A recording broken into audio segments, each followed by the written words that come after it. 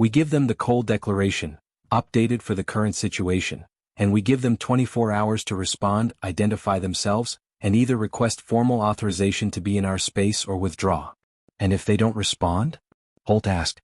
Sarah looked at the 437 contact signatures on the holographic display. She thought about the stars that didn't move. She thought about what it meant that these ships were just sitting there, silent and massive, inside a border that every civilization in the galaxy knew you did not cross. Then they've already told us everything we need to know, she said. And we act accordingly. Admiral Drake studied her for a long moment. Then he nodded. Send the hail, Commander. You have the con. Sarah chose to send the hail herself. She could have delegated it. There were protocol officers for exactly this situation, people trained in first contact linguistics and xenodiplomatic procedure. But something in her gut, the same instinct that had kept her alive through 3 wars and 1 incident she wasn't allowed to talk about under the terms of a classified settlement, told her that whoever was on the other side of those sensors would respond better to someone who spoke plainly. She recorded the message sitting in her command chair, in her uniform, with the Earth Space Navy crest behind her and the iron wall at her back. She spoke slowly and clearly. This is Commander Sarah Reeves of the Earth Space Navy vessel HSS Ironwall. You are currently inside designated human space. Entry into this zone without prior authorization is a violation of Galactic Protocol Article 7 and the Cold Declaration of 2157. You are required to identify yourselves, state your purpose, and request formal authorization to remain in this space. You have 24 hours to comply. If we do not receive a response within this time frame, your presence will be classified as a hostile incursion and dealt with accordingly. We are extending this courtesy because we are reasonable people. But please understand we are not uncertain people. We know exactly what we are capable of. We hope you do too. Reeves out. She sent it on every frequency, every band, every format in the Xenocommunication database. Then she waited. The first 12 hours were quiet. The 437 ships didn't move. They didn't respond. They just sat there, inside the threshold, arranged in their strange display formation, breathing out energy signatures that the science team kept analyzing and coming up empty on. Sarah slept for 4 hours. She ate twice. She reviewed every piece of tactical data she had on the sector, every protocol, every contingency plan. She talked to Ortega, who was running on coffee and nervous energy. She talked to the Ironwall's chief engineer, a stocky woman named Dana Russ who had opinions about the unknown ship's power output that were equal parts fascinating and unsettling. Whatever drives those things, Dana said, leaning over a readout in engineering, it's not anything we've seen before. The energy-to-mass ratio is off the charts. Like literally off our charts. I had to build a new chart. Is that good or bad? Sarah asked. Dana thought about it. Means they've got a lot of power. Whether that's good or bad depends on whether they're planning to use it. Assume they are, Sarah said. Plan accordingly. Already am, Dana said, which was exactly the right answer. At hour 16 something changed. Sarah was on the bridge when it happened. A shift in the sensor readings, subtle but unmistakable to someone who had been watching the same display for 16 hours. Commander, Ortega said. The formation is moving. Not all of it. Not the whole 437. Just the front rank, about 40 ships, sliding forward, slow and deliberate, deeper into human space. No communication? Sarah asked. Nothing. Sarah looked at the display. She looked at the 40 ships moving forward like a fist being raised. Battle stations, she said. Her voice was calm. Completely calm, the way deep water is calm, still on the surface, cold and serious underneath. Get me fleet-wide broadcast. And get me fleet command. The red alert lights painted the bridge in pulses of crimson. Across the iron wall, across the Peacebreaker and its 6 escort vessels, across the 9 ships of the 3rd Perimeter Defense Fleet, crew members moved to their stations with the practiced efficiency of people who had been trained for exactly this. Sarah watched the 40 ships advance. You were warned, she said softly. And the machinery of human defense, 27 years old and built on the memory of 39 ships that became debris, began to wake up. The fleet-wide channel opened with a soft tone, and Sarah heard the sound of hundreds of crew members across 9 vessels going quiet, focusing, listening. This is Commander Reeves. All ships. We have unauthorized advancement of unidentified vessels inside human space. Rules of engagement are now active under Protocol 17. Do not fire unless fired upon or unless you receive my direct order. Hold your positions and your nerve. Iron wall out. She closed the channel. Ortega. Targeting solutions on the lead 40 ships. Already plotted, Commander. Dana. She opened the engineering channel. I need the railgun arrays online and charged. Done 5 minutes ago, Dana's voice crackled back. I was waiting for you to catch up. Despite everything, Sarah almost smiled. Captain Holt's voice came in on the command channel. Sarah. Those 40 ships just cleared the secondary marker. They're now 100,000 kilometers inside the threshold. I see them. Do we engage? Sarah thought about it for exactly 4 seconds. Long enough to be sure, short enough to still matter. No. Not yet. We move to intercept. Position the Peacebreaker and Defiance on the flanks. I want the iron wall between them and the rest of human space. We are the wall. Let them come to us. Copy that. The iron wall moved.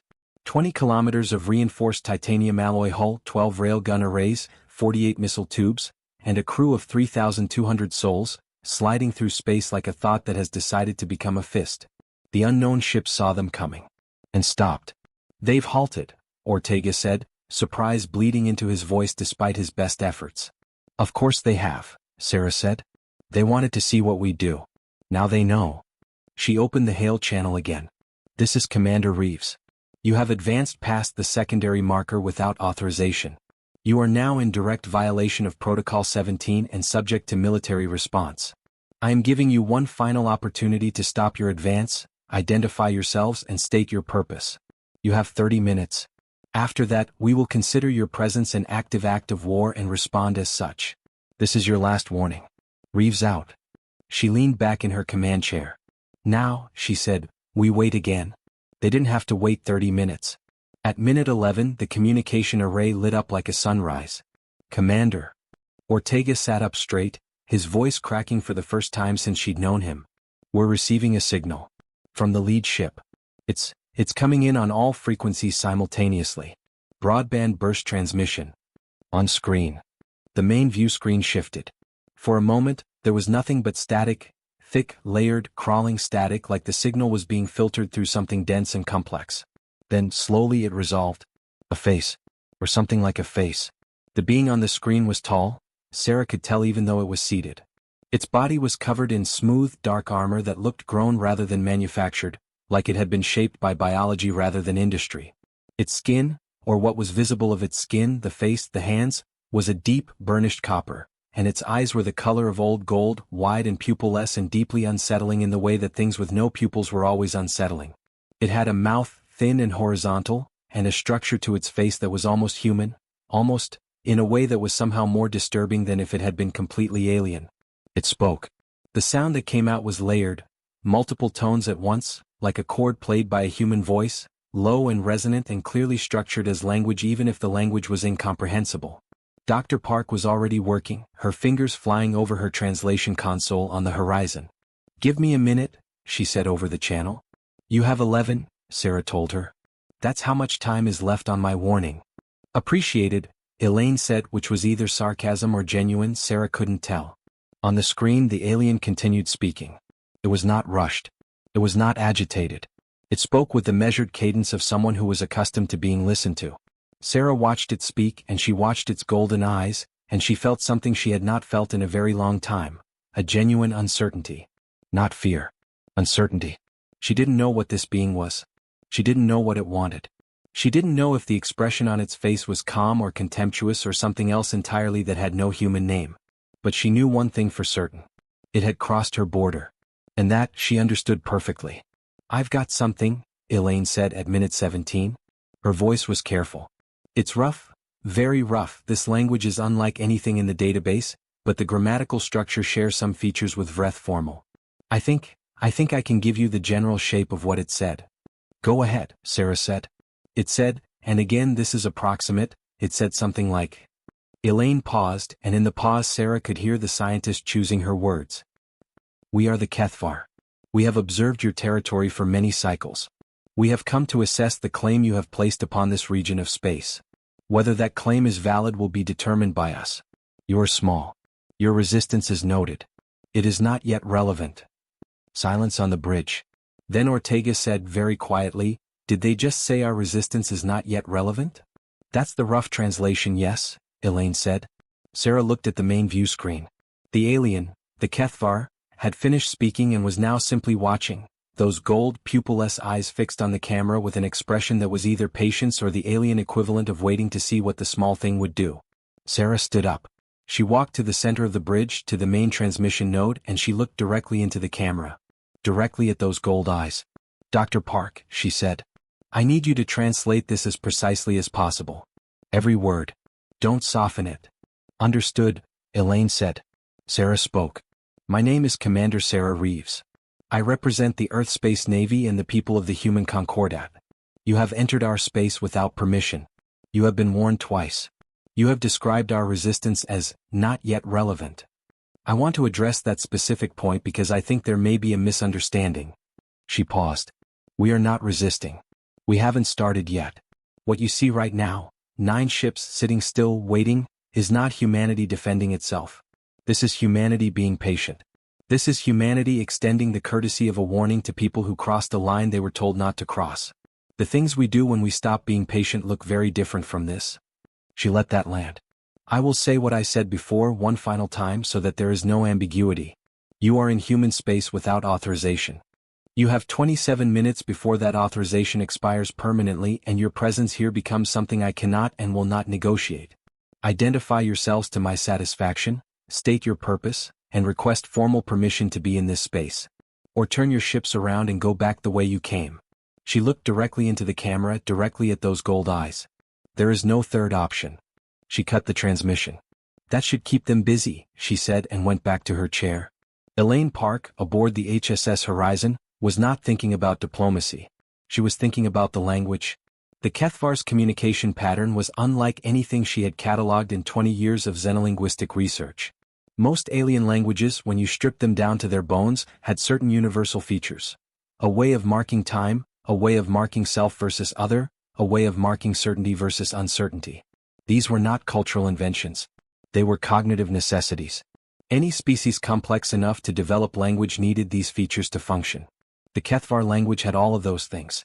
But it also had something she had never seen before, a grammatical structure she was tentatively calling the dominance perfect, a tense that expressed not just what had happened in the past, but what had happened in the past as a result of the speaker's will. In other words, they didn't just say this happened. They said this happened because we made it happen. It was baked into their grammar. The assumption of agency. The assumption of control. She thought about that. She thought about 437 ships sitting inside the threshold. She opened a private channel to Commander Reeves. "Commander, there's something you should know. Their language has an inherent dominant structure," Elaine explained, projecting her analysis in real time to Sarah's secondary console. "Every statement they make is, grammatically, a statement of control. When they said our resistance is not yet relevant, they weren't being dismissive. They were being grammatically precise. In their language, acknowledging resistance and classifying it as not yet relevant is actually a form of recognition. It means they see us, they're taking note of us, but they haven't decided we matter yet." "So they're collecting data," Sarah said. "Exactly. I think that's what this whole formation is about. The display of force. They're not threatening us. They're testing us. They want to see how we respond to the show of strength." "And?" Elaine hesitated. "And I think the way you responded, the measured warnings, the positioning of the fleet, the direct address, I think that might have genuinely surprised them." "Why?" "Because most species, when confronted with 437 unknown vessels of that size, don't respond by moving toward them. Most species would have sent a much more frantic communication. Or tried to negotiate from a position of obvious fear. Or both." Pause. "You moved the iron wall between them and the rest of human space. You told them they had 30 minutes. You didn't ask for more time, you didn't request support, you didn't suggest compromise. You just held the line." Sarah said nothing. "I've been running analysis on their communication delay," Elaine continued. "They waited 11 minutes before responding to your first message. But they sent this broadcast at minute 17 of your 30-minute warning. That's not random. They calculated something. They waited until they had processed your response sufficiently to reply. They're careful," Sarah said. "Very. And I think," Elaine paused again and Sarah could hear her gathering herself. "I think they came here expecting to find something that would run. Something that would negotiate from fear. And I think they're recalibrating." "Good," Sarah said. "Commander." "That's what I want them to do," Sarah said. "I want them to recalibrate. I want them to look at 9 ships holding a line and think very carefully about what happens when there are 900. Or 9,000. A long silence. You're not trying to avoid a war, Elaine said slowly. I'm trying to prevent one, Sarah said. Those aren't the same thing. I'll avoid a war if they leave. But if they're going to stay, I need them to understand exactly what they're choosing. I need them to make an informed decision to push forward. Because if they decide to start something with full knowledge of what we can do, and they do it anyway, then what happens next is on them. Elaine was quiet for a moment. That is a very specific kind of cold, Commander, she said finally. It's kept us alive for 27 years, Sarah said and closed the channel. The 27 minutes expired. No further response from the Kethvar. The 40 lead ships hadn't moved, they were still sitting in their advanced position, 100,000 kilometers inside the threshold, still silent, still watching. Sarah activated the fleet-wide channel one more time. All ships. Our deadline has expired. The unidentified vessels have not responded to our final warning, have not identified themselves to the required standard, and have not withdrawn from human space. Under Protocol 17, their presence is now classified as a hostile incursion. We do not fire first. We do not advance on them. We hold our position and we make sure they understand that we are here and we are not moving. She paused. But I want everyone on this fleet to understand something. Those ships came here expecting to find something small. Something scared. Something they could absorb or push aside without much trouble. They were wrong about all 3 of those things, and right now, on the other side of this sensor screen, they're figuring that out. Our job, right now, is to make sure that the lesson they're learning is complete. Another pause. We are the wall. Stay in position. Reeves out. She closed the channel. Ortega. I need you to do something for me. Name it, he said. Open a passive broadcast on all frequencies, not just the ones we know they use. Every frequency. And broadcast our fleet registry data. He blinked. Commander? That's our full operational data. Ship names, class designations, armament listings. All of it, Sarah said. Let them see exactly what they're looking at. The Iron Wall specifications, the Peacebreaker specifications, all of it. Publicly listed data, nothing classified. Just the facts. Ortega was quiet for a moment, processing. Then understanding moved across his face like a slow tide. You want them to look it up, he said. I want them to realize that what they're seeing is not all we have, Sarah said. 9 ships. 9 ships that are listed in a public registry as part of the 3rd Perimeter Defense Fleet. 3 separate fleets. And we're the one that covers the outer border. Ortega thought about that. So when they realize what 3rd means, they'll start asking about the 1st and the 2nd, Sarah said. And then they'll start doing the math. She turned back to the view screen. Broadcast it, she said. 400 light-years away in the capital ship of the Kethvar Advance Formation. A vessel called the Endless Authority, 1.5 kilometers long, carrying a complement of 40,000 soldiers and the single most sophisticated intelligence-gathering system its civilization had ever built. A being named Supreme Warlord Kethna Voss was doing the math. Voss had led 12 conquest campaigns across 6 star systems. He had absorbed 3 civilizations, eliminated 2, and negotiated the surrender of 4 others. He had never lost a campaign. He had never been given cause to doubt the intelligence reports provided by his advanced scouts, who had spent 11 cycles, 11 years by the local star's measurement, studying this region of space and the creatures that occupied it. The reports had been thorough. The reports had described a species that was biologically fragile, politically fractured, emotionally volatile, and technologically primitive relative to the Kethvar's own systems. A species that had developed faster than light travel only 80 years ago, that had been involved in 3 internal wars in the past century, and that had a documented history of irrational, self-destructive behavior. The reports had, in Voss's expert opinion, been catastrophically wrong. Run that again, he said, staring at the fleet registry data that the human vessel had just broadcast openly, as though showing an opponent your hand was a completely normal thing to do. His intelligence officer, a lean and precise creature named Ketsu Mira, ran it again. 9 vessels, Mira said carefully. All in the designated 3rd Perimeter Defense Fleet. The registry lists 3 separate perimeter defense fleets. Each fleet consists of, she paused, between 100 and 140 vessels. Voss did not respond. Additionally, Mira continued, her voice careful in the way that voices become careful when the news is bad and the bearer is intelligent enough to understand that, The registry lists 2 additional defensive layers beyond the perimeter fleets. The Strategic Response Division, approximately 60 heavy combat vessels plus support, and something designated the Home Guard, which is described as, she read from the screen, a variable asset. No further specification. Variable, Voss repeated. Yes, Supreme Warlord. They left out the number. They did. Voss thought about that. In his experience, when a species left out a number, it was either because the number was too small to mention or because the number was something they wanted you to imagine for yourself. He looked at the 9 ships sitting in front of him.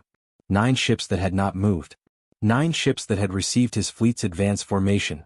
40 combat vessels, each one larger than anything the humans had shown them, and responded by positioning themselves between the Kethvar ships and the rest of human space. Not retreating. Not panicking. Not begging. Just holding a line. What do we know about their weapons? He asked. Mira pulled up the weapons data from the public registry.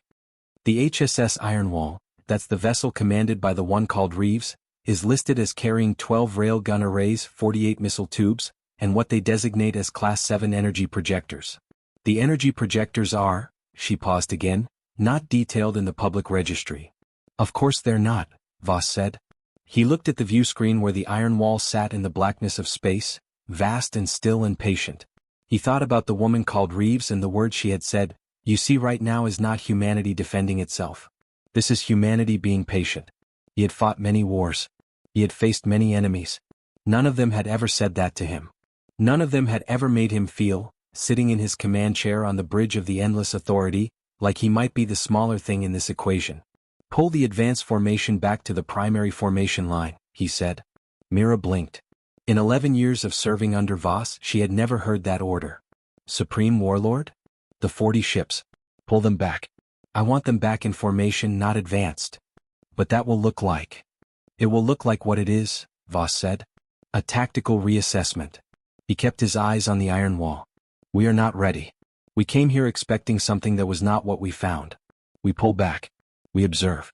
And then, he said, the dominance perfect tense shaping itself automatically around the next words as it always did as his language demanded, we decide what this costs them. On the bridge of the iron wall, Ortega made a sound that was almost a laugh. They're pulling the 40 ships back, he said. The advance formation is retreating to the main body. Sarah nodded once. Just once. Of course they are, she said. So what does that mean? Ortega asked. Are they leaving? No, Sarah said. She could feel it in the stillness of the situation, in the silence from the main formation, in the deliberate, measured quality of the retreat. This was not a force that was scared. This was a force that was thinking. They're recalibrating. Just like Elaine said. Is that good? Sarah thought about Voss. She didn't know his name, didn't know his rank, but she had spent 22 years learning to read the language of military behavior, and whoever was commanding that formation was someone who had won many things and lost very little and was now, for the first time in a while, uncertain about the math. It's better than it was 5 minutes ago, she said. Have we heard from Fleet Command? Admiral Drake is requesting an update and wants to discuss reinforcement options. Tell him I'll call when the situation develops. Right now we watch. Yes, Commander. Sarah looked at the main display. 437 ships, sitting just inside the threshold, rearranged now back into their original display formation. Watching. Thinking. She thought about something Dr. Park had said, they came here expecting something that would run. She thought about 27 years of Earth Space Navy history. About the border that had held. About the 39 ships that became debris. About the message that had been carved into the hull of every warship in the fleet. You are alive because we chose to let you leave.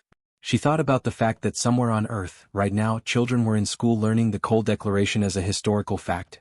The day humanity drew a line in space and meant it. She thought about all of that and she felt something that she rarely let herself feel in the middle of a crisis because it was too comfortable and comfort made you slow. She felt proud. Ortega, she said. Get me Dr. Park. Yes, Commander. Elaine's voice came on almost immediately. Commander. I assume you saw the retreat. I did. I need a favor. I need you to help me write something. What kind of something? A message, Sarah said. Not a warning this time. An explanation. Pause. Explanation of what? Of what they're looking at, Sarah said. Of what we've built here. Of what human space is, Dr. Park. Not the military version. The real version. A longer pause. You want to show them who we are, Elaine said slowly. I want them to see the whole picture before they make a decision that commits us both to something neither side can walk back from, Sarah said. If they're going to push forward, and they might, I want it to be because they looked at everything and decided to do it anyway. Not because they still don't know what they're dealing with. That's. Elaine paused. That's either the most strategic thing I've ever heard or the most idealistic. Can't it be both? Sarah asked. Elaine was quiet for a second. Send me what you want to say. I'll make sure the translation is exact. What Sarah and Elaine composed over the next 6 hours was not a diplomatic document. It was not a treaty proposal or a list of demands or a threat wrapped in polite language. It was a history. Short, precise, and complete. It began with Earth. We come from a single planet. One world, one ocean, one sky. We are not a species that started united. We spent the first 100,000 years of our existence divided by language, culture, geography, and the simple fact that the world was large and we were small. We fought each other. Constantly. Over land, over water, over belief, over the right to determine what stories we told about ourselves. We nearly destroyed ourselves 6 times that we know of. Plagues, wars, famines. An event 200 years ago in which we came within minutes of launching a war that would have ended our civilization through our own nuclear weapons. Weapons we built to protect ourselves from each other. We are, by any reasonable measure, a species that should not have survived long enough to reach the stars. But we did. And on the way something happened to us. We learned to disagree without destroying. Not perfectly, we still disagree, we still argue, we still, sometimes, fight. But the fights got smaller. The voices got louder. The killing got rarer. Not because we became soft, but because we became tired of the cost of tearing things down, and slowly, grudgingly, impressed by the alternative. When we reached the stars, we brought all of that with us. The arguing. The stubbornness. The absolute refusal to be told what we were or what we were capable of. The deep, structural, bone-level resistance to being made small. We also brought everything we built. The message then described human space. Not in terms of territory, in terms of what was inside it. 400 colonized worlds. 11 research stations at the edge of explored space. The relay network that connected them all, instant communication across 80 light-years of human territory. The shipyards at Proxima and Kepler and New Mars, which had been building faster and larger every year for 6 decades. The farms of the inner worlds. The hospitals. The schools. The archives that stored every piece of human knowledge ever recorded, from the first cave paintings at Altamira to the latest xenoarchaeological discoveries from the dig sites on Tau Ceti 4. When you look at what we've built in 80 years of space travel, understand that you are looking at the work of a species that spent the previous 100,000 years learning how to build things that last. Human space is not territory. It is home. We do not defend it because we are aggressive. We defend it because we are, at our core, the kind of creature that will stand between something it loves and anything that threatens it, not because we calculated that the odds were favorable, but because the alternative is unacceptable. This is why the border exists. This is why it is enforced. This is why the 27 ships that entered this space without authorization 27 years ago became 39 pieces of debris, not because we wanted war but because someone threatened home, and we responded the way we have always responded to that. We are offering you the same understanding we would want in your position, a clear picture of what we are before the decision is made. You are powerful. We can see that. Your ships are larger than ours, your technology is different from ours, and you came here with 437 vessels prepared for something significant. Here is what we ask you to add to that picture. You crossed our border without permission. We did not panic. We did not beg. We positioned 9 ships between your fleet and the rest of our space and we told you plainly what the rules were. That is not arrogance. That is information. We are showing you what we look like when we are being patient. Please understand what that means. We extend this message not as a warning but as a courtesy. Species to species, travelers in the same dark, creatures who have both looked at the stars and decided to reach for them. If you came here in peace, genuine verifiable peace with something to offer and something to learn, our door is open. It was always open to those who knock. If you came here for anything else, we ask you to look at the 9 ships in front of you and remember that we called them the 3rd Perimeter Defense Fleet. Sincerely, Commander Sarah Reeves, HSS Ironwall. Earth Space Navy Human Concordat. Elaine read the final version 3 times. Then she said, Commander, this is either going to prevent a war or cause one. I know, Sarah said. Send it. On the endless authority, Supreme Warlord Keth Na Voss received the message at hour 29 of his fleet's presence in human space. He read it in the dominance perfect tense of his own language. Or rather, his translator read it to him, converting the human words into Kethvar, trying to preserve the meaning. Some things didn't translate perfectly. The concept of home, for instance.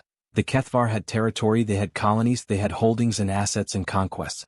The word that most closely matched what the human message said was the Kethvar word for a place so important you would die to keep it, and even that wasn't quite right. But close enough. Voss read the entire message. Then he sat in silence for a long time. His intelligence officer waited. His generals waited. Outside the viewport, the black space of the region they had come to claim sat empty and cold. Finally Mira spoke. Supreme Warlord. Your orders? Voss turned the message over in his mind. He thought about the woman called Reeves who had moved 9 ships between his fleet and the rest of her space and said you have 30 minutes. He thought about the history in the message, the 100,000 years of war and survival, the 6 near extinctions, the species that should not have made it but did. He thought about the phrase that had lodged itself in his mind like a piece of metal in old scar tissue. We are showing you what we look like when we are being patient. In Kethvar, patience was not a virtue. It was a strategy. It was the thing you practiced before the strike. The stillness of the predator in the moment before the leap. It was not softness. It was the controlled suppression of force held in reserve, waiting. He looked at the 9 ships that had not moved. He thought about the word third. He thought about the word variable. Send a response, he said, and his voice for the first time in 11 years of campaigns, was careful. The response came at hour 31. Sarah was in her quarters, a small practical room she had occupied for 3 years, with a narrow bunk and a desk covered in tactical readouts, when Ortega's voice came over the comm. Commander. Incoming transmission from the lead Kethvar vessel. Text only this time. No video. Sarah sat up. Read it. Ortega read it. We are the Kethvar. We have heard your history. It is different from what we expected. We did not cross your border to destroy. We crossed it to determine. The difference matters to us, though we understand it may not matter to you. We have campaigns underway across 6 star systems. In each case, we assessed the species, calculated the cost of conflict versus the benefit of absorption, and proceeded accordingly. We had assessed your species as low cost. We are reassessing. We request a meeting. 1 ship each. Neutral distance, the threshold line itself. Commander Reeves and Supreme Warlord Keth Na Voss. Asterisk, we do not request this from a position of weakness. We request it from a position of, a pause here in the translation, a marker from Elaine that said, grammatical structure does not translate cleanly, closest equivalent. Interest that has not yet decided its direction. Come alone. We will do the same. Sarah read it twice. She thought about it. Then she opened the channel to Admiral Drake. Sir. They've requested a meeting. I saw the transmission, Drake said. What's your instinct? My instinct is that whoever commands that fleet just read a history lesson and decided that maybe the math they did before coming here was wrong, Sarah said. And I think they're smart enough to want to finish the calculation before committing to a direction. You want to go? I want to go, Sarah confirmed. Drake was quiet for a moment. Sarah. 437 ships. I know. If they decide the meeting is a better tactical opportunity then. They won't, Sarah said. They could have moved against us at any point in the last 30 hours. They pulled their advance formation back when we didn't blink. They waited before responding. They sent a text message instead of a video this time. That's a linguistic adaptation. They're trying to be clear, trying to make sure they're understood. These are not the moves of a species that's planning a trap. They could be planning a very sophisticated trap, Drake said. Any species sophisticated enough to plan a trap that good deserves to catch me, Sarah said. Sir. Pause. Then something that might have been a laugh, suppressed. Take the iron wall to the threshold line. Take Holt's peacebreaker and position it at standoff range. If anything goes wrong. Captain Holt will do what Captain Holt does, Sarah said. Which is not miss. Go, Drake said. And Sarah. Sir? Knock. She almost smiled. Already was. The iron wall moved to the threshold line alone. Behind it, at a distance of 200,000 kilometers, Captain Holt's peacebreaker held position with every targeting system charged and aimed and waiting. The other ships of the 3rd Perimeter Defense Fleet spread out in a wide arc, maintaining sensor coverage and communication relay, a safety net that was absolutely not a comfort and absolutely not unnecessary. From the Kethvar formation, A single vessel separated itself. It was not one of the large warships. It was smaller, still larger than the iron wall but not by much, and it moved with a deliberate, almost ceremonial slowness toward the threshold line. No weapons charged as far as Sarah's sensors could tell. Just a ship moving through space meeting another ship at the border. It's coming directly to the line, Ortega confirmed. Speed is low. Very low for a vessel that size. Ritual low almost. Like they want us to see them coming. They do, Sarah said. Same reason we moved to intercept earlier. You move slowly when you want to be seen clearly. The two ships met at the threshold line, the invisible boundary that separated human space from everything outside it. They were close enough that Sarah could see the Kethvar vessel clearly on the main view screen. It was beautiful in the specific way that things built with absolute purpose are beautiful. Not decorative, not ornate, but precise. Every curve functional. Every surface smooth in the way that something grown is smooth rather than manufactured. It was unlike any ship she had ever seen. Incoming communication request, Ortega said. Video. On screen, Sarah said. She stood. She straightened her uniform. The view screen split, one half showing the Kethvar vessel outside, one half showing the interior of their meeting chamber. It was different from the first broadcast. This wasn't a command bridge. It was a room with clean walls and simple lighting, and in the center of the room, seated at a surface that served as a table, was a Kethvar. He was older looking than the first one she had seen. The copper-dark skin had a different quality to it, something deeper and more worn like old polished wood. The golden eyes were the same, wide and pupilless, but they had a quality to them that the first set hadn't, a weight, a depth, a stillness that came from looking at many things over a long time. He was alone. Just as he had promised. I am Kethna Voss, said the translation in Sarah's earpiece. Elaine was live on the communication channel, working in real time. Supreme Warlord of the Kethvar Expansion Fleet. I command what you are looking at. I'm Commander Sarah Reeves, Sarah said. I speak for the 9 ships you've been watching for 30 hours and the several hundred behind them you haven't seen yet. Pause. The golden eyes moved just slightly, a micro-expression she couldn't read. You expected me to react to that, Voss said. I expected to see how you react, Sarah said. There's a difference. Another pause. Then, and it came through the translation layer slightly delayed and slightly strange, but she was almost certain it was a sound that was close to a thoughtful exhale. You are not what the assessment said you would be, Voss said. What did the assessment say? Fractured. Reactive. Driven by fear and hierarchy.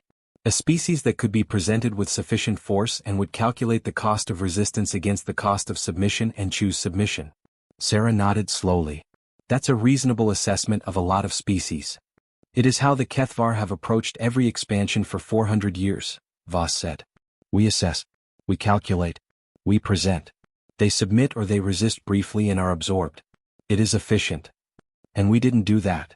You moved 9 ships between my fleet of 400 and told me I had 30 minutes. Pause. In the Kethvar language, there is a phrase for a creature that attacks something much larger than itself without appearing to calculate the odds. We use it to describe a specific kind of recklessness that we find. He paused again and the translation marker from Elaine indicated, word does not have clean English equivalent, closest, fascinating dangerous, the quality of something unpredictable enough to be worth understanding before eliminating. I know the feeling, Sarah said. Voss looked at her. The golden eyes were unreadable in the human sense. No pupils to track, no dilation, but the quality of the attention was unmistakable. He was studying her the way something studies a thing it has not categorized yet. Your message, he said. The history. It was not what I expected. What did you expect? A threat. A list of weapons systems.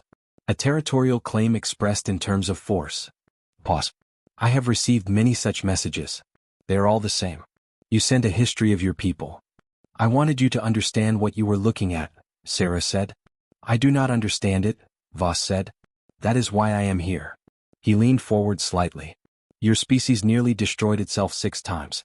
You admit this freely. You describe your history of war and division as though they are not weaknesses to be hidden but facts to be presented. Why? Sarah thought about how to answer that. She thought about it for about 4 seconds, the same 4 seconds she had given herself earlier, deciding whether to engage. Because it's true, she said. And because the truth is that everything we built knowing it was fragile. Knowing we could lose it. Knowing we'd come close before and might come close again. When you build something fragile and it survives anyway, it doesn't make the thing weaker. It makes it stubborn. She met the golden eyes. We're a stubborn species, warlord. The silence that followed was a different kind of silence from the ones before. This one had something in it, a quality of reconsideration, of something shifting. Your people, Voss said slowly, left a message in this space 27 years ago. When 39 ships of the Concordat were eliminated. The message said, I have read the record, you are alive because we chose to let you leave. Yes. That was not mercy, Voss said. It was not a question. No, Sarah said. It was a demonstration. It was both, Sarah said. The Concordat chose to send an unauthorized fleet into our space to present us with a document they called an absorption proposal. We chose to reduce 39 of their 47 ships to debris. We chose to let the other 8 carry the message. All 3 of those were choices. All 3 of them were deliberate. That's what the message was communicating, not just we are strong but we make choices. We decide what happens here. Voss was quiet for a long time. Outside, the 2 ships sat at the threshold line, not quite touching, separated by an invisible boundary and 20 meters of empty space. I have a question, Voss said finally. Ask it, Sarah said. If I withdraw my fleet from your space, what happens next? Sarah looked at him. She considered the question, and she answered it with the same honesty that had run through everything she'd said in the past 30 hours. Nothing, she said. You leave. The incident is logged. The Concordat and the other civilizations in this region are informed that a new species called the Kethvar was encountered and departed without conflict. Diplomatic channels are opened. If you want to trade, we trade. If you want to talk, we talk. If you want to visit, you come through proper channels and someone meets you at the door. Pause. We don't hold grudges for violations that didn't become conflicts. The 39 Concordat ships we destroyed 27 years ago, we trade with the Concordat now. We sat at a table and we worked it out. Voss studied her. And if you had not been able to work it out? Then things would have looked very different, Sarah said. And the Concordat would have fewer ships than they started with. That is the answer I expected, Voss said. And then, the gold eyes shifted, fractionally, and the mouth moved in a way that wasn't a human smile but was, Elaine noted with a small audible intake of breath over the private channel, something analogous. It is also the answer I respect. The meeting lasted 3 hours. In those 3 hours, Sarah and Voss talked about territory, about the Kethvar's expansion history, about what they had expected to find and what they had found instead. They talked about the Concordat and the other civilizations in this region of space. They talked about what the Kethvar wanted, and what they actually wanted was, it turned out, more complex than simple conquest. We expand because expansion is our nature, Voss said. The Kethvar have been expanding for 400 years. We absorb species that are less advanced, incorporate them into our structure. We offer protection, technology, integration. In return, we take their territory, their resources, their labor. It is, he paused, and the translation marker indicated a complex grammatical structure. The way things are / the way they should / what we have decided is right, all 3 simultaneously.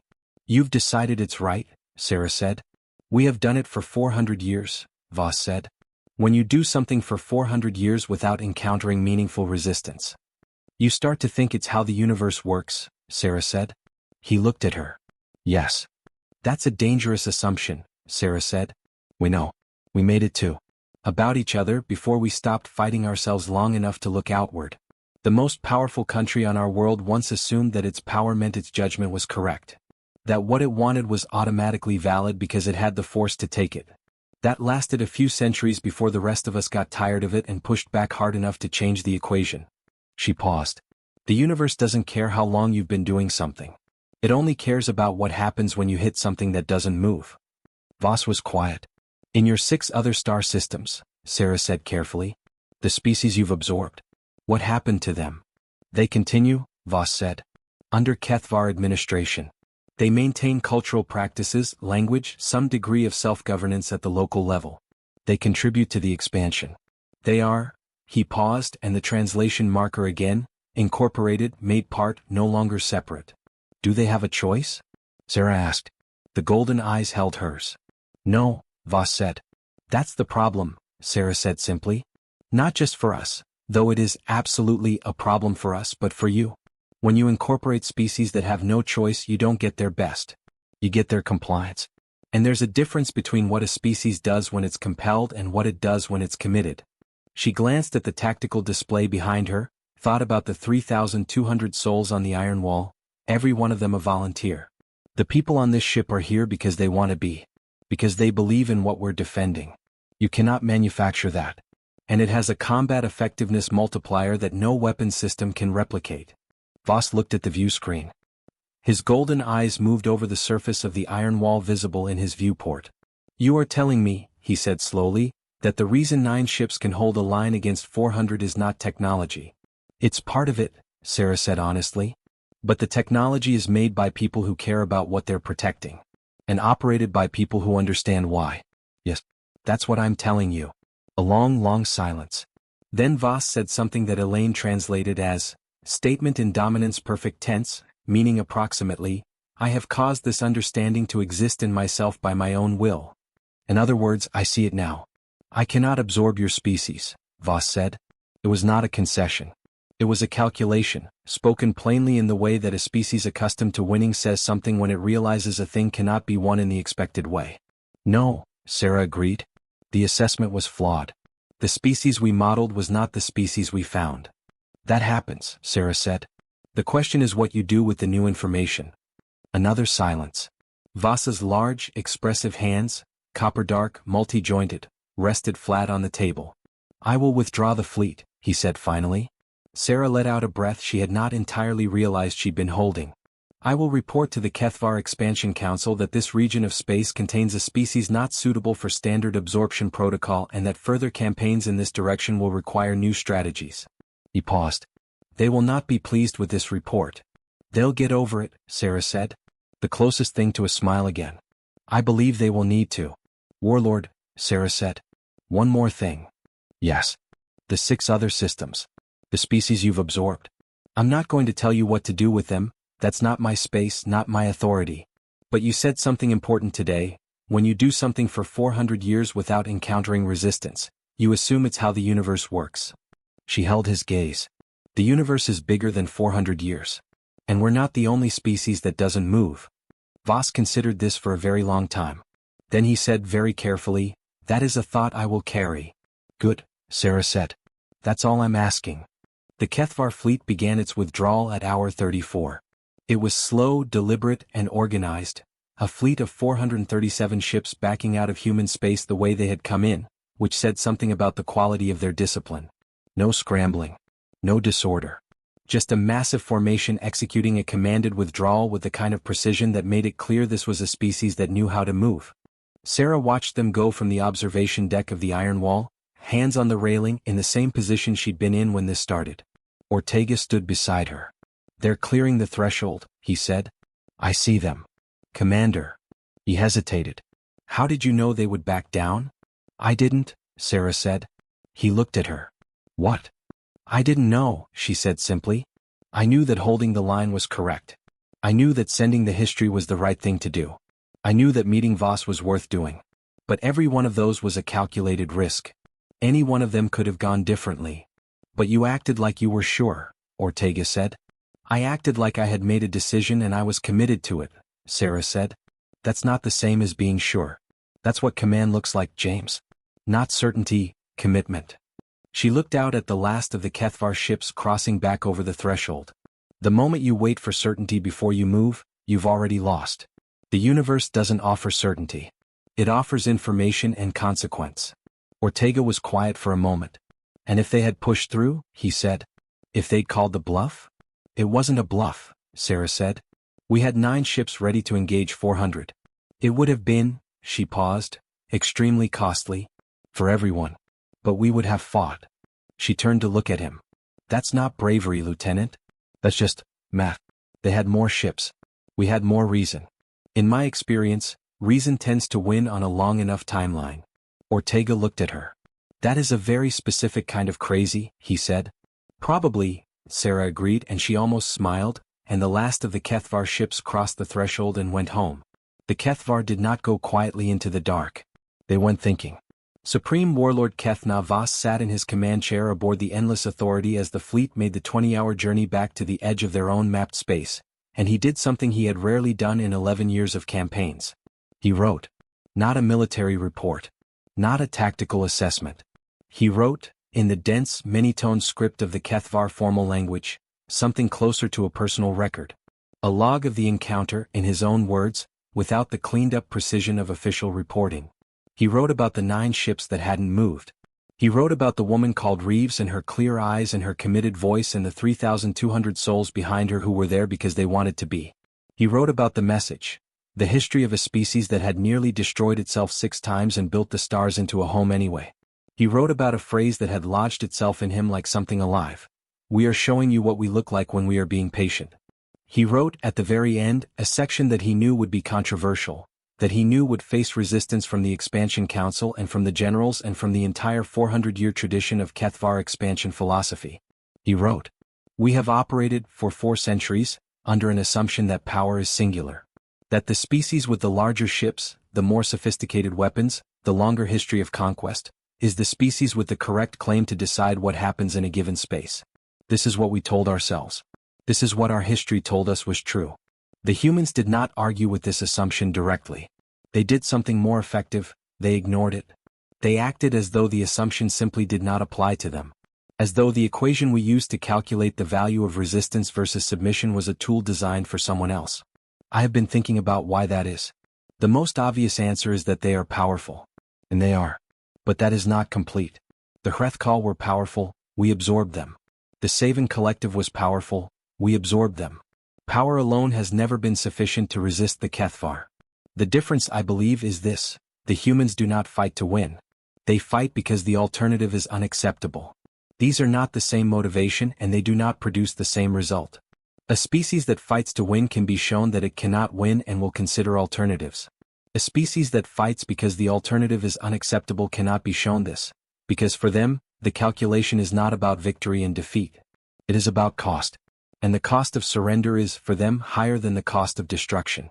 We cannot absorb what we cannot make submit. We cannot make submit what does not calculate submission as a survivable option. Recommendation: reconsider the 6 absorbed systems. Not release, the logistical reversal would be catastrophic, but reconsider the treatment model.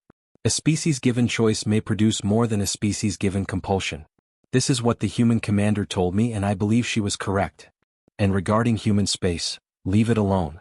Not because we cannot fight them, we might win at great cost, but because what we would destroy to absorb them would be worth more to us intact. Their innovation, their stubbornness, their specific, strange, hard-won way of building things, their history of survival against all reasonable expectation. There is a Kethvar word for an entity that is too valuable to destroy and too dangerous to absorb. We use it rarely because it is rare. I will use it for humanity in my report. The word is Kethsol. Peer. He sealed the record. Then he looked out the viewport at the space behind him, the space that contained the border, the invisible line, the threshold, and he thought about the woman called Reeves and the 9 ships, and the history of 100,000 years of fighting and surviving and building anyway. He thought about the word peer. And for the first time in 11 campaigns, Supreme Warlord Kethna Voss felt something he had not expected to feel. Respect. Meanwhile, in human space, the reaction to the encounter was building like a wave. News of the Kethvar incursion had been classified at priority red for the duration of the standoff, standard protocol for potential first contact situations. But the moment Voss's fleet crossed back over the threshold, Admiral Drake released the full record for public broadcast. The reaction was, as these things often are, complicated. On Earth, the immediate response was a version of collective relief, followed quickly by collective curiosity. Who were the Kethvar? What did they want? Why did they leave?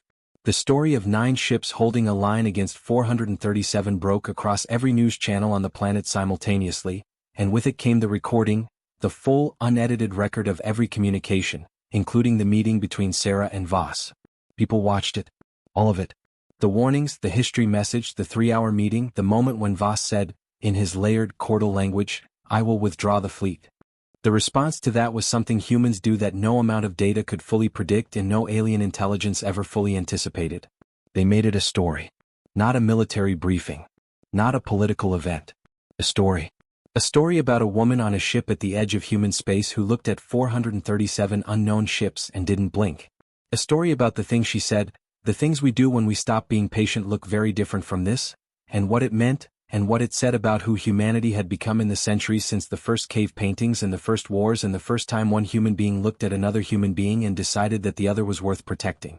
On Kepler Station, a retired Navy captain named Marcus Webb watched the broadcast from a bar and bought a round for everyone present. On New Mars, a 12-year-old girl named Yara Okafor watched the meeting between Reeves and Voss and decided she was going to join the Earth Space Navy. In the Concordat Assembly on Earth, 3 representatives from previously absorbed civilizations, species that had been displaced from their home systems over the past century and given nominal seats in a body that had limited actual power, quietly started a communication thread. It began with a single message from the Vreth representative, a being called OSSK, that said simply, "Did you watch it?" The response came within seconds. "Yes. All of it? All of it." Pause. Then, the part about the 6 absorbed systems. What Voss wrote. "Did you hear that part?" A longer pause. "I heard it. What do you think?" Another pause. Then, from the Maran representative, a species that had been incorporated into the Concordat 200 years ago and had spent those 200 years maintaining cultural practices in the way that Voss described, technically preserved, practically diminished. "I think humanity just said, in a room with an alien warlord, what we have been saying in empty rooms for 200 years. I think someone finally heard." Dr. Elaine Park did not go home. She was supposed to. The HSS Horizon had its orders: return to the Kepler research station for debriefing, resupply, and the standard post-contact documentation protocol that would occupy the xenolinguistics team for the next several months. But Elaine had a feeling that sat in her chest like a piece of unfinished work, and she had learned, in 20 years of research, that ignoring that feeling was how you missed things. She stayed in her lab aboard the Horizon for 48 hours after the fleet began its return journey, poring over the communication records. Every word the Kethvar had transmitted. The message from Voss. The 3-hour meeting. The tiny hesitations in the translation. The places where the structure of the Kethvar language hadn't cleanly converted, where she'd noted, closest equivalent, in the record. One of those markers kept coming back to her. The word Voss had used near the end of the meeting, in a private aside to his own communications officer that had been caught by the Ironwall's passive sensors and passed to her for translation. He hadn't been transmitting it to the human side. It was an internal comment. She had translated it, flagged it, and filed it in the secondary record. She went back to it now. The word was Kethsol. She had translated it as peer. She had been reasonably confident in that translation at the time. The root Keth in Kethvar language carried connotations of equal standing, of recognized worth, and sol was a suffix indicating categorical classification. Kethsol, something with the classification of equal standing. But now, running the word back through the full linguistic context of everything she'd gathered, she found something she hadn't had time to notice in the pressure of the moment. Kethsol wasn't just peer. It appeared in 3 other places in the Kethvar records she'd compiled, in historical references to 2 other species the Kethvar had encountered in their 400 years of expansion. And in both cases, the interaction hadn't ended with the Kethsol species simply being left alone. In both cases the Kethvar had come back. Not to conquer. Not to absorb. To ally. Elaine sat very still in her lab for a long time. Then she opened a channel to Commander Reeves. Sarah was in a debrief session with Admiral Drake when Elaine's call came in. She excused herself, stepped into the corridor and took the call. "Dr. Park. Commander, I need to tell you something." Elaine's voice had the quality it got when she was both excited and trying very hard to be precise. The word Voss used. Kissel. I translated it as peer, and that's not wrong, but it's not the whole meaning. Sarah listened as Elaine explained. When Elaine finished, there was a silence. Then Sarah said, "So when he called us Kethsol, he wasn't just recognizing us as equals," Elaine said. "In the historical context of Kethvar usage, it means something closer to a peer of sufficient significance that continued engagement is warranted. A recognized entity that the Kethvar consider worth an ongoing relationship with." Pause. In both previous cases where the word was used, the Kethvar came back within 10 years with a formal alliance proposal. Sarah thought about that. "You're saying they might come back," she said. "I'm saying the linguistic precedent suggests it's more likely than not," Elaine said. "And that would be, what? A good thing? A bad thing?" "I don't know," Elaine said honestly. "They have 400 years of expansion history and 6 absorbed civilizations and a culture built on the assumption that their judgment supersedes others. That doesn't go away because one warlord changed his mind in a 3-hour meeting." Pause. "But they also have, based on what I've seen of the language, a deep structural concept of obligation to recognize peers. Once they call you Quetzal, there's a grammatical implication that comes with it. Something roughly equivalent to, we do not harm what we have named. Another silence. Dr. Park, Sarah said slowly. Are you telling me that I may have accidentally negotiated an alliance with a species that just came here to conquer us? I'm telling you that the word Voss used might mean that the possibility exists, Elaine said carefully. And I think someone should know about it before it's filed away in the classified xenolinguistics archive and forgotten for 20 years. Sarah closed her eyes briefly. Send everything to Admiral Drake, she said. And copy me. I want the full linguistic analysis. Already compiling it, Elaine said. And then, with the faintest trace of something that wasn't quite satisfaction but was in the neighborhood, Commander? Yes. For what it's worth, I think you handled it right. The history message. The meeting. All of it. I've spent 20 years studying how species communicate across the gap of difference, and what you did. Pause. You showed them the whole picture. Not the powerful version, not the diplomatic version. The real version. I don't think there's a calculation that beats that.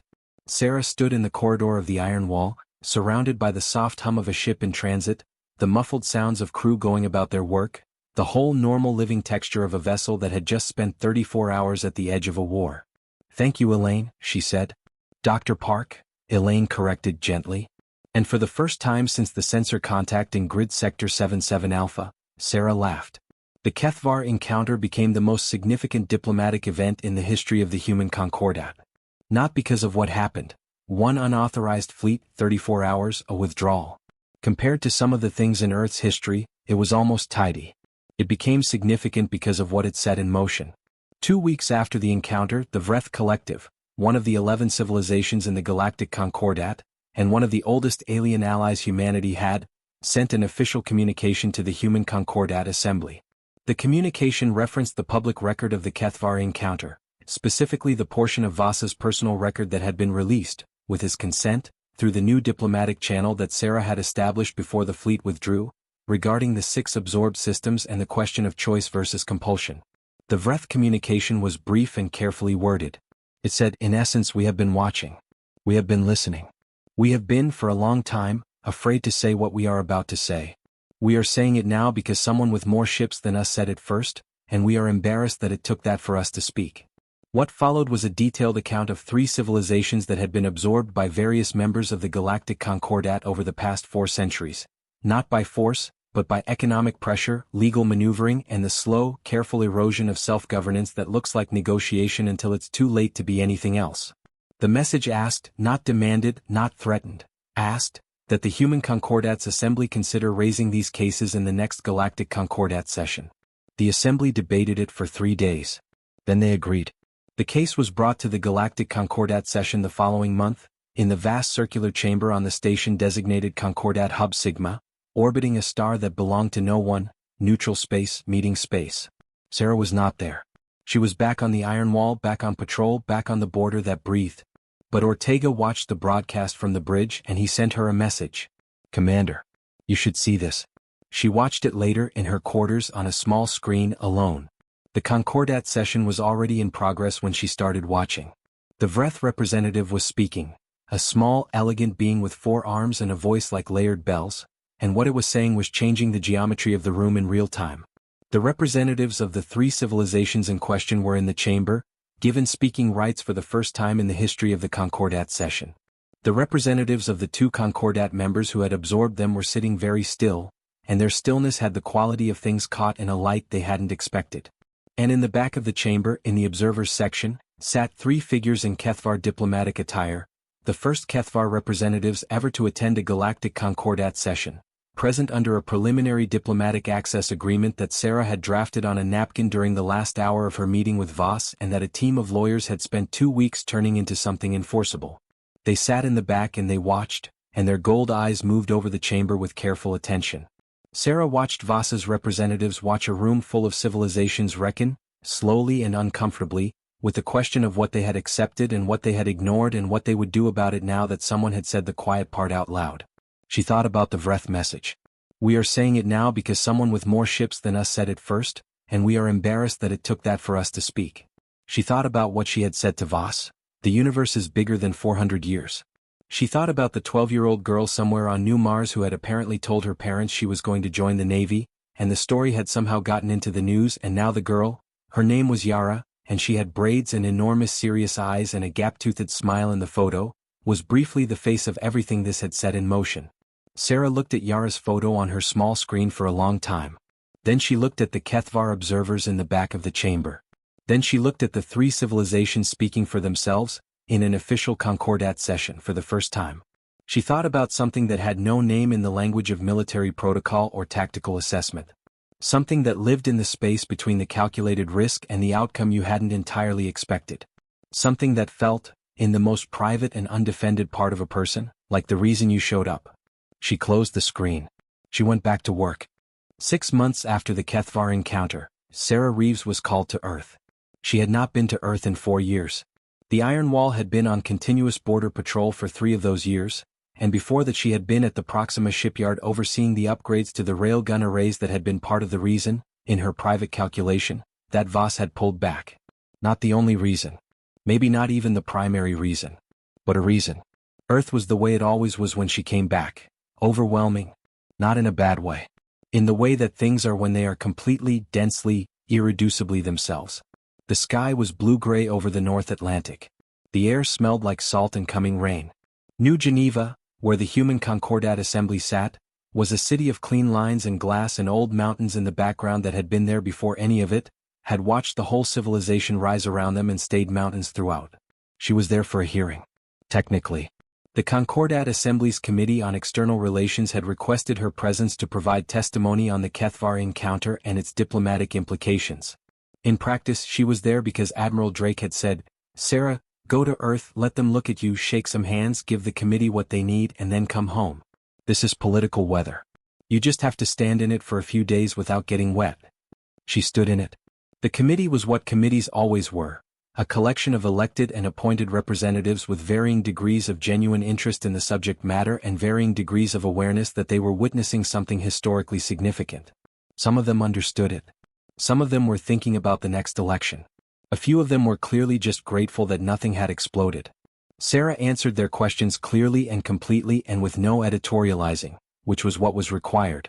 And then, at the end of the formal session, the committee chair, a woman named Representative Helen Cross, who had been watching Sarah with thoughtful eyes through the entire hearing, asked a question that was not on the prepared list. "Commander Reeves," she said. "Off the formal record, if you're willing, when you sent that history message. The one about who we are and what we built. What were you hoping it would accomplish?" Sarah considered the question. "I wasn't hoping for a specific outcome," she said. "I was hoping that whoever read it would have enough information to make a real choice. Not a choice based on a misunderstanding of what they were dealing with, or on an incomplete picture of who we are. A real choice. Because," she paused, "I have found in 22 years of this work that people, beings, given the full picture, make better choices. Not always the choice I want. Sometimes the full picture leads to war. But it leads to a cleaner war with clearer stakes, than a conflict born out of incomplete information and mutual misunderstanding." Cross looked at her for a moment. "And in this case?" "In this case, the full picture led to a withdrawal and a word the Kethvar use for, essentially recognized equals worth continued engagement with," Sarah said. "I'll take it. Do you think they'll come back?" "Yes," Sarah said. "I think they'll come back. I think Dr. Park's linguistic analysis is right, and I think the Kethvar concept of Kethsoul carries obligations in both directions. I think there will be a formal diplomatic contact within the decade. I think it will be complicated, and it will require people who understand the Kethvar language and culture at a deep level, people like Dr. Park, to be at every table." Pause. "And I think we should be ready for that. Not scared of it. Ready." Cross studied her. "Are you scared of it?" Sarah thought about that honestly. "I'm realistic about it," she said. "A species with 400 years of expansion history and 6 absorbed civilizations doesn't change direction overnight. Voss changed his mind, or adjusted his calculation, which is maybe more accurate, in a single encounter. That's significant. But he's one being, and the Expansion Council is not going to be pleased, and there are 437 ships that went home carrying an experience that will be filtered through every lens of Kethvar culture and politics before it becomes anything resembling a policy." Pause. "But I've read Voss's record. The part he released publicly. The part about Kethsoul. And I believe he meant it. I believe that whatever the council decides and whatever the political weather is in their space, Voss went home carrying something real. And real things have a way of persisting. A silence. You sound certain of that, Cross said. I sound committed to it, Sarah said. There's a difference. Cross smiled, small, thoughtful. I've been told that before, she said. Someone quoted you. Sarah blinked. That's Yara Okafor, Cross said. The 12-year-old on New Mars. I spoke with her parents. She has a folder of everything ever said by or about you in the last 6 months. She wants to be in your fleet when she finishes the academy. Cross paused. I thought you should know that. Sarah was quiet for a moment. She thought about being 12. She thought about the moment she had first understood what the Earth Space Navy was. Not just ships and weapons and protocols, but the thing behind all of it, the reason the ships went where they went and the weapons were built to the specifications they were built to. The thing that made people spend 22 years on border patrol and call it a life. Tell her, Sarah said carefully, that she has time. And that she should study xenolinguistics as well as tactical theory. Both are useful.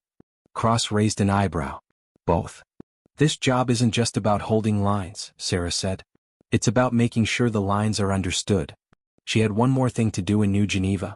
She went alone, without aid or escort, to the Hall of Records, a long, quiet building of pale stone in the old district, where the physical archives of the human concordat were kept.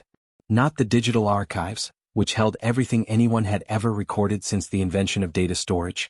The physical archives, where things were kept that mattered enough to exist in 2 forms. She went to a specific room, and in that room she found a specific display case. Behind glass, on cream-colored paper now nearly 30 years old, was the original printed text of the Cole Declaration, the message that Marcus Cole had sent to the remaining Concordat ships after 39 of their 47 were debris. You are alive because we chose to let you leave. Do not mistake mercy for weakness. Do not enter our space again without an invitation. There will not be a third option. She read it. She had read it 100 times. She had it memorized. She had it on the hull of the iron wall, carved in steel. But she stood there and she read it again in person on paper because some things should be read in person. Then she stood back and she thought about what she had said to Voss.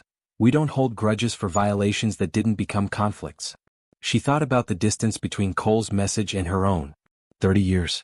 1 species. 100,000 years of fighting, 6 near extinctions, 80 years of space travel, 27 years of border holding, and then 34 hours in a standoff with 437 unknown ships that had ended with a word meaning peer and a seat in the Concordat session for 3 civilizations that had been waiting 200 years for someone to ask them to speak. She thought about the distance. She thought about how it had been covered. 1 step at a time in the dark with no guarantee of arrival, just the stubborn insistence that arriving was possible. She straightened up. She looked at Cole's words one more time. There will not be a third option. There is now, she said quietly. Not to Cole, not to the document, not to anyone in particular. Just to the air, to the record, to the quiet room where things were kept because they mattered. She walked out of the Hall of Records into the gray New Geneva afternoon, and she caught the shuttle back to the spaceport and she went home to the Iron Wall. 8 years later. The Kethvar diplomatic mission arrived in human space, with proper advance notice through proper channels with a formal request transmitted 3 months before the fleet crossed the threshold, carrying 400 diplomatic staff, 12 translators and Supreme Warlord Kethna Voss, who had, in the 8 years since the encounter, become the head of the Kethvar Reform Council and the architect of a policy shift that had allowed 3 of the 6 absorbed civilizations a degree of genuine self-governance that would have been unthinkable under the old expansion model.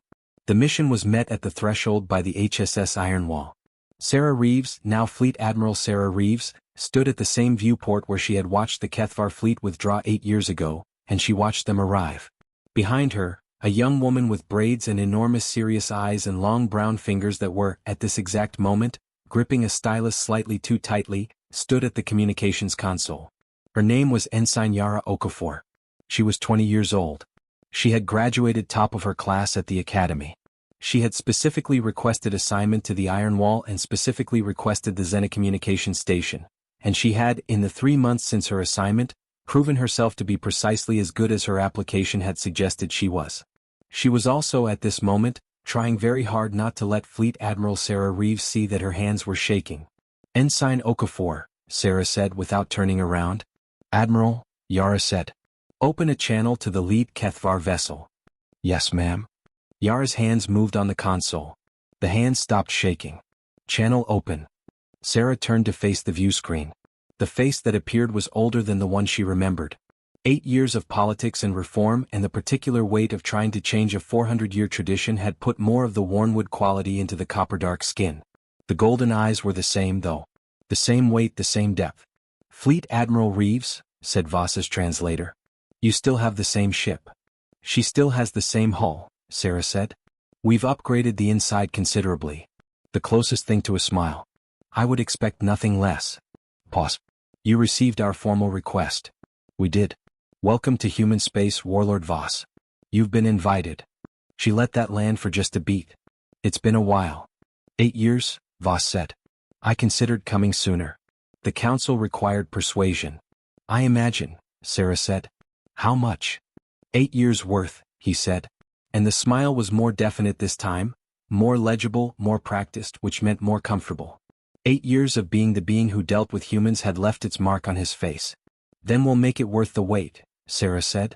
She stepped back from the view screen to include the bridge in the frame. I'd like to introduce the officer managing your welcome communication today. Ensign Yara Okafor, Xena Communications Specialist, HSS Ironwall. She wanted very much to be the one to say hello. Yara looked up at the screen. She looked at Voss. She had watched recordings of this being hundreds of times. She had studied the Kethvar language for 4 years. It was her specialty, the thing that had put her top of her class, the thing that had gotten her this assignment. She could read Kethvar formal script. She could hold a basic conversation in the chordal phonics of Kethvar spoken language. She looked at Voss and she said in Kethvar without a translator, with the careful tone she had practiced for 4 years. Welcome, Kethsol. Your presence honors this space. On the screen, something happened to Voss's face that Sarah had never seen before. The gold eyes widened just slightly. The expression shifted through something, recognition, surprise, perhaps something more personal, before settling into something that looked, by any reasonable interpretation, like being moved. He responded in Kethvar, and Yara listened, and Sarah watched the young ensign's face as the response came in, the slight parting of the lips, the quick bright intake of breath, the effort to keep the professionalism in place while something underneath it was clearly turning in a direction it had never gone before. Then Yara translated, her voice steady. He says, an invitation spoken in my tongue is worth 10,000 in another's. You have made something ordinary into something rare. I name you asterisk. She paused very briefly, and Sarah could see her placing the word with care, Kethsolar. She looked up. It doesn't have an exact translation, Admiral. The closest I can get is, appear in becoming. One who is not yet equal but is on the path and is recognized for it. Silence on the bridge. Then Ortega, still at his console, gray at the temples now but the same mathematical eyes, said very quietly, he just named her. He did, Sarah said. She looked at Yara Okafor, who was 20 years old and had braids and enormous serious eyes and was standing at the Xena Communications console of the Iron Wall with tears she absolutely refused to let fall and a name in a 400-year-old language she had spent 4 years learning to deserve. Sarah thought about what Cross had told her 8 years ago in a committee room in New Geneva. She has a folder of everything ever said by or about you in the last 6 months. She thought about what she had said in return. Tell her she should study xenolinguistics as well as tactical theory. She looked at Yara. Well done, Ensign, she said. It was quiet and it was simple and it was, in the specific language of the Iron Wall and the people who served on it, everything. Yara stood a little taller. Thank you, Admiral, she said. The diplomatic mission lasted 3 weeks. In those 3 weeks, the Human Concordat and the Kethvar Reform Council signed a preliminary framework of engagement, not a treaty, not yet, but a document that established formal diplomatic channels, created a joint commission on the status of the 6 absorbed civilizations, and included, buried in Section 14, Paragraph 7, in language so careful and precise it had taken Elaine Park and 3 other xenolinguists 2 months to get right, a clause acknowledging that the initial crossing of the threshold 8 years ago had been an unauthorized incursion and that the Kethvar Reform Council recognized the validity of human space's border and the right of its occupants to enforce it. It was, Elaine told Sarah over the comm when the document was signed, the first time in Kethvar recorded history that the Expansion Council, now the Reform Council, had formally acknowledged a border it had not itself established. That's 400 years in 14 paragraphs, Elaine said. 7 paragraphs, Sarah corrected. Section 14 only has 7. Pause. You're impossible. I'm committed, Sarah said. There's a difference. I know, Elaine said. I still maintain it's the same kind of crazy. On the last night of the diplomatic mission, Sarah found herself on the observation deck of the Iron Wall, the same observation deck where she had been when Ortega first reported the contact signatures in Grid Sector 77 Alpha, 8 years ago. Her hands on the railing. The stars that didn't move. Voss had sent a personal communication that afternoon, as his delegation prepared to depart. It was in Kethvar, and she had asked Yara to translate it, which she had done with the careful, precise attention of someone who understood that some words should be handled like something fragile. The message said, "In the 8 years since we met at the threshold, I have carried the word you said to me, peer, and the question it contains. A peer is not a subordinate and not a superior. A peer is an equal who exists independently, whose judgment stands on its own. This concept has no place in 400 years of Kethvar expansion philosophy, and so I have been building it a place. It is slow work. You would understand slow work. I am told you have a young officer who learned our language because she wanted to speak to us when the time came. I named her Keth Solare because the gesture deserved a name. But I want you to understand, she deserved the name because of what you built. The border she serves, the tradition she joined, the ship she stands on, all of it is what made the gesture possible. What you hold you have held well. Keth Navas. Supreme Warlord retired. Reform Council Chair. Keth Sol to the people of human space." Sarah read it once, twice, 3 times. Then she stood on the observation deck with her hands on the railing and she looked at the stars that didn't move, and she thought about Marcus Cole and the 39 ships and the Cole Declaration, and the message that had sat in the Hall of Records for 30 years. There will not be a third option. There was now. She had helped build it. She thought about Yara and the word Keth Solare, and the 8-year-old folder of articles, and the braids and the serious eyes and the voice that had spoken Kethvar without a translator in front of a fleet admiral and a warlord and a bridge full of people who knew what it cost. She thought about the species that had nearly destroyed itself 6 times and reached the stars anyway and built a border that held and defended it with 9 ships and changed an alien warlord's 400-year philosophical framework 1 3-hour conversation at a time. She thought about all of that. She thought about the stars that didn't move. And she thought, this is what stubborn looks like when it grows up. 10 years after Yara Okafor translated Voss's name for her on the bridge of the Iron Wall. 18 years after the 437 Kethvar ships sat inside the threshold and a woman with 22 years of service told them they had 30 minutes. The Galactic Concordat had changed. Not completely. Not perfectly. Change on the scale of civilizations is never complete or perfect. It is slow and difficult and frequently 2 steps forward and 1 step back and occasionally 1 step forward and 2 steps back, and the people who live through it are rarely certain whether they are witnessing progress or the convincing illusion of it. But it had changed.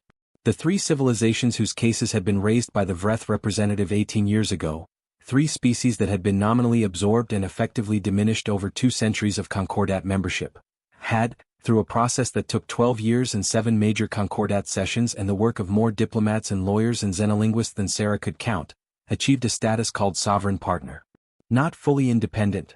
The economic and territorial entanglements were too complex for that, and full independence was, for now, more disruption than benefit. But sovereign partner meant voting rights. It meant self-governance at the planetary and system level. It meant that the quiet, careful erosion was over, and the building back could begin. The Kethvar Reform Council had, in the same 10 years, overseen a gradual restructuring of 3 of its 6 absorbed systems, allowing a form of cultural and economic self-determination that was, by any reasonable standard, still insufficient and still developing, but was also, by any reasonable standard, an extraordinary departure from 400 years of Kethvar expansion philosophy. Voss was still alive. He was old now, by Kethvar standards. The copper skin deep as dark wood, the golden eyes still sharp but with a quality of settled patience that had replaced the quality of controlled calculation she remembered from the first meeting. He remained on the Reform Council, now as an advisor rather than chair, and his written records, including the personal log from the encounter, released in full with his permission, were required reading at the Kethvar Strategic Academy. The log that ended with the word Kethsol. Elaine Park had retired from the HSS Horizon and was teaching at the Kepler Xenolinguistics Institute, where she had established the Reeves-Voss translation method, a cross-cultural communication protocol used in every Concordat diplomatic mission. She communicated with Sarah irregularly, sharp, dry messages that always contained something worth thinking about. Captain Michael Holt had retired. Lieutenant James Ortega had not. He was now Commander Ortega, commanding officer of the HSS New Geneva, the newest vessel in the 3rd Perimeter Defense Fleet. Yara Okafor was 30 years old. She was Lieutenant Commander Yara Okafor, and she was the Chief Xenocommunications Officer of the 3rd Perimeter Defense Fleet, and she was the single most proficient Kethvar linguist in the Earth Space Navy, and she was, as of 3 months ago, the lead human Concordat representative on the Joint Commission on Absorbed Civilizations, a position that required spending 6 months of every year on Concordat Hub Sigma, sitting at tables with beings from 12 civilizations and doing the slow, difficult work of building something worth having. She was also, as of 3 months ago, the author of a proposal that had been sitting on Fleet Admiral Sarah Reeves's desk for 11 days. Sarah read the proposal on a Tuesday morning, in her office aboard the Iron Wall, with a cup of coffee growing cold on the desk and the sound of the ship around her, that deep, constant, beloved hum. The proposal was called the Open Threshold Initiative. It was 60 pages long, precise and comprehensive, and written in the voice of someone who had spent 10 years learning how words built things. The core idea was this: human space had a border. The border was real and enforced and non-negotiable. That would not change. Should not change. The border was the reason human space existed as it existed, as home, as defended, as the thing that was worth defending. But the border had a door. The door had always been there, implicit in every warning Sarah had ever given, in the cold declaration itself: do not enter without an invitation.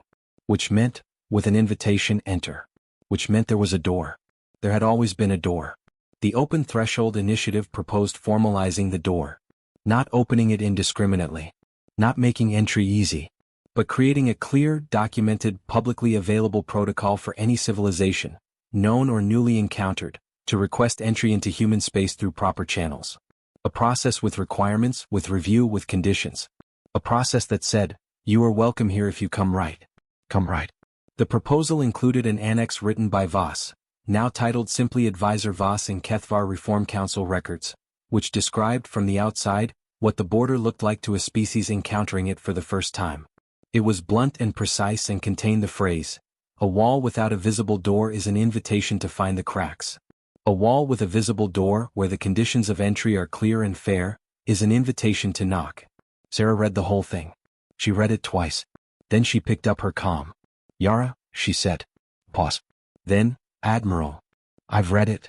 A slightly longer pause. And? Sarah looked at the cold coffee. She looked at the proposal. She looked out the viewport at the stars that didn't move. There's one thing missing, she said. Tell me what, Yara said. A statement of purpose, Sarah said. Not the operational purpose. You've covered that thoroughly. The deeper purpose. Why we're doing this. Not just what the door is, but what we believe about doors. Pause. Someone once sent a history to an alien warlord instead of a threat.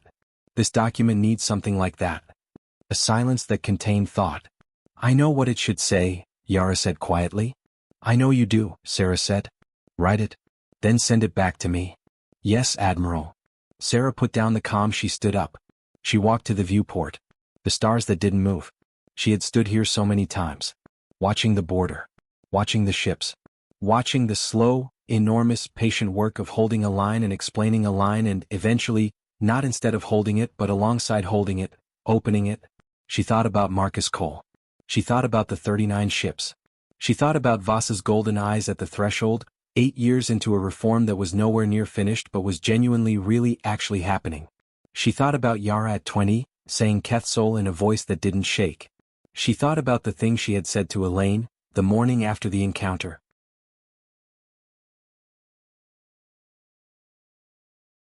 The stars did not move. That was the first thing Commander Sarah Reeves noticed every single time she stepped onto the observation deck of HSS Ironwall, the flagship of Earth's 3rd Perimeter Defense Fleet. The stars just hung there, cold and still, like nails hammered into the black fabric of space. But Sarah knew better. She had spent 22 years in the Earth Space Navy, and she understood something most civilians never did. The universe only looked still. Underneath all that silence, it was screaming. Commander on deck, said Lieutenant James Ortega, snapping to attention near the main sensor console. He was 26 years old, sharp-jawed, and had the kind of eyes that were always doing math. Sarah liked that about him. She didn't trust people who looked comfortable. At ease, Lieutenant. Sarah walked past him and placed both hands on the wide railing that curved around the front viewport. From here she could see it, the threshold. Not a physical thing, not a wall or a fence or a line of buoys. The threshold was a designation. A boundary. A warning burned into every star map and navigation chart in the known galaxy. Human space begins here. Entry without authorization is an act of war. It wasn't a polite notice. It wasn't a suggestion. It was a fact, the same way gravity was a fact, the same way fire was hot. You crossed into human space without an invitation and you didn't cross back. 27 years ago, the Galactic Concordat, an alliance of 11 alien civilizations that had been trading and negotiating across the stars for centuries before humanity even figured out faster-than-light travel, had made the mistake of assuming humans were soft. They had looked at Earth's history of wars and famines and environmental disasters and concluded that humans were a broken species. Divided. Weak. Easy to absorb. They had sent a fleet. Not an army, not a warship. A diplomatic fleet. 47 vessels, massive and gleaming, carrying trade ministers and territorial lawyers, and a document called the Concordat Absorption Proposal, a politely worded surrender notice that dressed itself up as an invitation to join. The fleet entered human space without warning, without permission, without so much as a hail on the communication channel. Humanity's response had not been polite. Within 72 hours, 39 of those vessels were debris. The remaining 8 were allowed to limp back to Concordat space carrying a single message, recorded by then-Secretary General Marcus Cole and broadcast on every frequency the alien ships could receive. You are alive because we chose to let you leave. Do not mistake mercy for weakness. Do not enter our space again without an invitation. There will not be a third option. That message became known as the Cole Declaration. It was taught in every school on Earth. It was carved into the hull of every warship in the Earth Space Navy. And for 27 years it had worked. Until now. Commander. Ortega's voice had changed. The math in his eyes had become something harder. We're picking up something on deep-range sensors. Grid Sector 77 Alpha. Just inside the outer threshold marker. Sarah didn't turn around right away. She took one slow breath, looking at the stars that didn't move. Define something, she said. Mass displacement consistent with approximately 400 vessels, Commander. Maybe more. The readings they're a little strange. Like they're trying to stay quiet. Now she turned. Ortega was not a man who scared easily. She could see the effort it was taking him to keep his voice level. 400, she repeated. Yes, ma'am. Show me. The main holographic display lit up in the center of the bridge as Sarah walked back to her command station. The sensor map bloomed in blue and gold, and there they were, 400-plus contact signatures, arranged in a formation she didn't recognize. Not Concordat. Not the Vreth Collective. Not the Maran Republic. Someone new. Open a channel to Fleet Command, Sarah said. Priority red. And get me Captain Holt on the Peacebreaker. Now. Yes, Commander. Sarah pulled up the contact signatures and studied them. They were big ships. Bigger than anything in the Concordat fleet. And they were just sitting there, just inside the threshold, not advancing, not retreating. Waiting. She thought about the Cole Declaration. She thought about the 39 ships that had become debris 27 years ago. She thought about the fact that whoever was on the other side of those sensors had just made the most expensive mistake in the history of the galaxy. Whoever you are, she said quietly to no one in particular, to the stars that didn't move, you just walked into the wrong neighborhood. 3 hours later, Sarah was standing in the Fleet Command holographic conference room aboard HSS Ironwall, facing a wall of faces. Admiral Thomas Drake, head of the 3rd Perimeter Defense Fleet, 60 years old, built like a man who had been compressed under great pressure and come out harder for it, was the first to speak. 437 vessels, he said. Confirmed. Sensor sweeps from Ironwall, Peacebreaker, and Vanguard Station Theta all match. We have a convergence. Who are they? Asked General Priya Nair, commanding officer of Earth's Strategic Response Division, her face sharp and lit from below by her own holographic display in New Delhi. Unknown, said Dr. Elaine Park, chief xenologist on the science vessel HSS Horizon. She was small and precise, with silver-streaked hair and an expression of academic intensity that never quite left her face even when things were obviously very bad. The ship designs don't match anything in our database. The energy signatures are unfamiliar. But, she paused, clicking something on her end. A new image appeared in the shared display. The formation is interesting. They're not arranged for combat. They're arranged for presentation. Presentation, Admiral Drake repeated like the word tasted wrong. As in, they want to be seen. They're showing us how many they have. It's a display of strength. A statement. Or a threat, said Captain Michael Holt of the Peacebreaker, A lean man with a face full of old scars that each had a story. Or both, said Sarah. Drake leaned forward. Have they made contact? No, sir. Radio silence since they crossed the threshold. Which, in itself, is a violation. Any vessel crossing the threshold is required by galactic protocol to broadcast identification and purpose within 30 seconds of crossing. These ships have been inside our boundary for nearly 4 hours. So they know the protocol, Nair said. And they're choosing to ignore it. That's my read, General. Silence settled over the conference like a held breath. Recommendations, Drake said. Sarah spoke first because she had been thinking about nothing else for 3 hours. We respond the way we always respond, she said. We send one ship, one hail, one warning. When the fleet was on its way home and the adrenaline had settled and the magnitude of what had almost happened and what had actually happened were both becoming real, it kept us alive for 27 years. It had kept them alive. The border, the seriousness, the 9 ships that didn't move. But you couldn't live on a border. You could defend a home from a border. You could insist on your right to exist from a border. But home was the thing behind the border. The farms and the hospitals and the schools and the archives and the 400 colonized worlds and the children who grew up knowing the cold declaration and reached for the stars. And home, real home, the kind worth defending, wasn't just for the people inside it. It was the kind of thing you built big enough to matter. Sarah looked at the stars. She thought, 27 years to hold it. 18 years to start changing it. Who knows how long to finish? She thought, doesn't matter. We'll be here.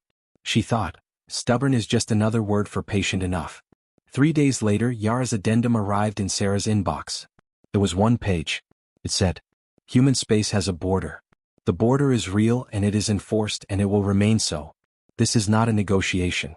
It is a fact, the way gravity is a fact, the way fire is hot. But a border is only as meaningful as what it protects. What we protect here is not territory. Territory is a container, useful, finite, replaceable if you have to rebuild somewhere else. What we protect is the idea inside the container. The idea that a species can survive itself. That it can fight through 10,000 years of trying to destroy what it loves, and come out the other side having learned something. That the stars are not just resources to be claimed but roads to be traveled, and that the most important thing you can build at the end of a road is a place worth arriving at. We have held this border for 27 years and in holding it we held ourselves. We are opening a door now. Not because we are less serious about the border, we are not. Not because we have become soft, we have not. We are opening a door because a home that no one can enter is not a home. It is a bunker. We are not afraid of what's outside. We have looked at it. We have stood at the edge of it with 9 ships and a 24-hour warning and a history message, and we have seen what it contains. It contains other species, other histories, other 400-year traditions and 6 near-extinction stories and 100,000-year journeys through darkness toward something they could not name but kept reaching for anyway. It contains peers. The door is open. The rules are clear. The border stands. Knock. Sarah read it once. She approved it without a single change.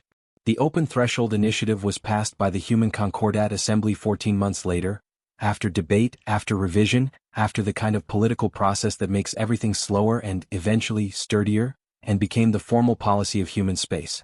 The first civilization to formally request entry under the new protocol was a small, newly spacefaring species from a star system 4 light-years past the Kethvar border. They had been watching the transmissions from Concordat Hub Sigma, the Sovereign Partner debates, the Reform Council sessions, the whole long slow drama of civilizations trying to figure out how to exist alongside each other, for 6 years. They sent their request through the new channel. They waited for the review. They received the conditions. They met every single one. They came through the threshold on a sunny Tuesday morning, 3 small ships, careful and slow, broadcasting their identification and purpose before they had even crossed the line as the protocol required. The iron wall met them at the border. Yara was at the Xena Communications console. Incoming communication, she said. Her voice was steady and warm and absolutely certain. On screen, Sarah said. The face that appeared was unlike any she had seen before, pale and fine-featured and clearly terrified and clearly trying very hard not to show it, with enormous dark eyes that held the specific expression of something that has crossed a line it has been looking at for a very long time. The being spoke.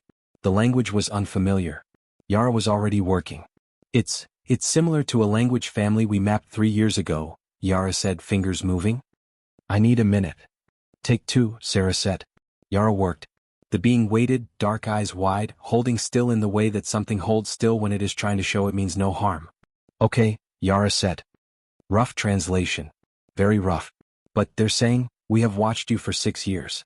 We have watched what you built and what you protect and how you argue and how you hold lines and how you, she paused, something shifting in her voice. How you open doors. We asked to come through because we want to understand it. We want to learn. We don't have anything to offer yet. We know that. We came anyway because, another pause, and when Yara translated the last part, her voice was very quiet and very sure, because you said to knock and we believed you meant it, asterisk. The bridge was quiet. Sarah looked at the 3 small ships on the view screen. She looked at the face on the screen, the enormous dark eyes and the terrified brave expression of something that has taken a step it knew was enormous and has no way to know yet if it was right. She thought about a species that had nearly destroyed itself 6 times and reached the stars anyway. She thought about the word pier. She thought about the door. She looked at Yara, who was looking at her with those enormous serious eyes that had been looking at her since they were 12 years old and staring at a news broadcast and deciding something. Sarah nodded. Yara turned back to her console. And she spoke, carefully, warmly, in the rough approximation of a language she had been working on for 2 minutes and would spend the next 20 years perfecting. The words that were both an ending and a beginning. Welcome. You are expected. Come in. Glowing star, the end glowing star.